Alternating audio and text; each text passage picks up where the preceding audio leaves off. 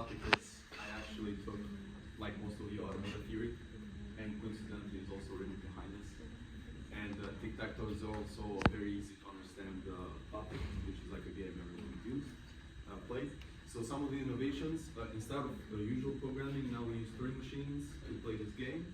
Okay, the reason why we do that, it's very efficient, and it's also another way to compute this game model. So it uses multiple tapes, which is 4 of them.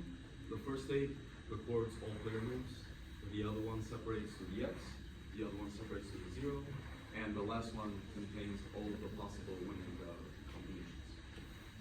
Okay, the board design is obviously 3x3 grid, like the matrix, 1 through 9, 8 possible winning combinations, and the players alternate from X to 0, so on and so forth, until the game finishes.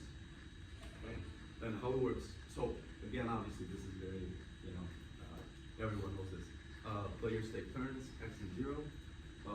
The system splits the tape with all moves to each separate ones.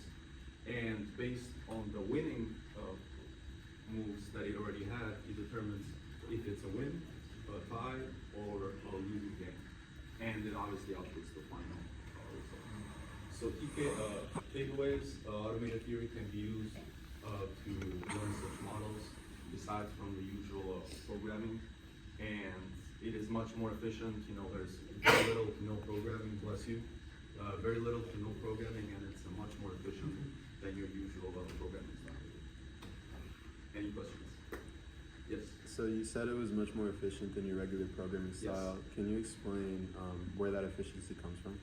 Efficiency comes from using the state transitions. You don't need a lot of code to know which wins and which doesn't. It just looks at the different combination of, the sequences of winning, losing, on time. And if one of those match, you know what I mean? You don't need a lot of code, you just need the different sequences written on the tapes. That's how combination works. Any other questions? Okay, thank you.